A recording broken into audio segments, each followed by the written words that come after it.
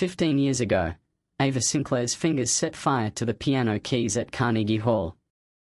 Critics whispered of prodigy, of greatness, of a name that would live beside the legends.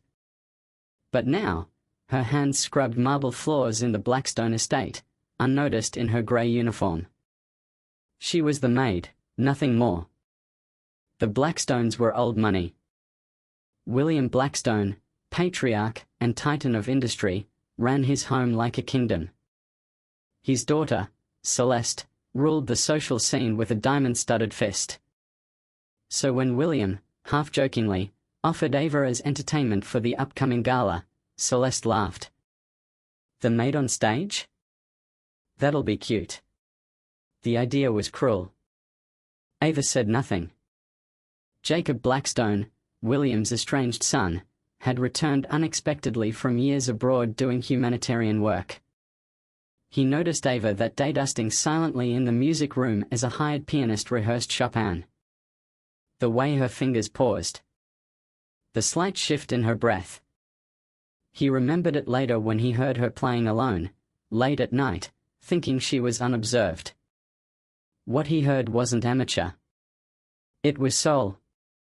It was brilliance buried beneath silence. Ava never spoke of her past. She'd left it behind after her mother died of Cancerno insurance, no help. At 17, she'd given up conservatories for cleaning gigs. Her music had become a ghost. 3 days before the gala, Elliot Crane, a seasoned music critic, bumped into her at the public library.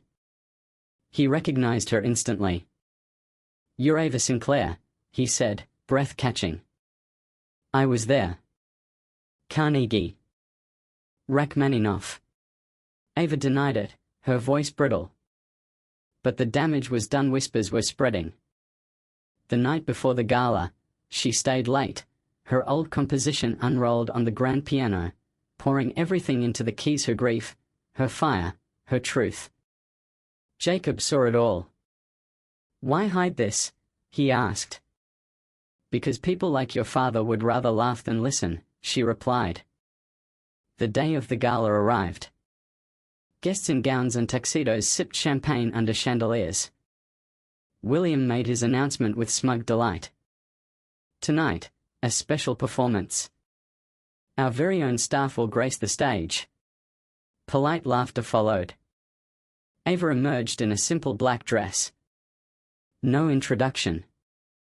No warning. Just silence, then the first note. It wasn't Mozart. It wasn't safe. It was hers. The melody was slow at first, aching, wounded. Then it roared. Jazz slipped beneath classical lines. Pain wove through triumph. She played like someone who'd been denied a voice and finally seized it. The room stilled. Celeste's smirk died on her lips. Julian Reed, the critic Celeste had invited to mock the help, lowered his glass and stared. By the end, the crowd rose, thunderous. Tears stained the faces of men who'd built empires. But William Blackstone stayed seated. "Who is she?" he whispered. Elliot answered without blinking. "She's the genius you made clean your toilets." The video leaked that night. Maid shocks elites with masterpiece. It went viral. But Ava didn't want fame. Reporters camped outside her door. She stayed silent. Until a call came. Her old mentor, Lionel Royce, wanted to see her. He was dying. "Don't let them define you," he told her from a hospital bed. Not again. She didn't. Instead of signing record deals, she opened a music school in the Bronx, tuition-free.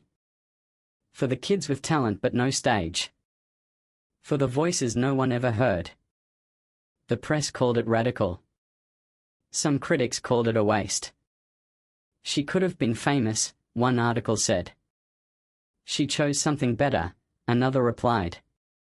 And at her first school recital, a 10-year-old girl with trembling hands played a few shaky bars of Chopin. Ava smiled and said, "Now play it how it feels." because some stories aren't about revenge. They're about reclaiming what was stolen and giving it away louder than the silence ever was.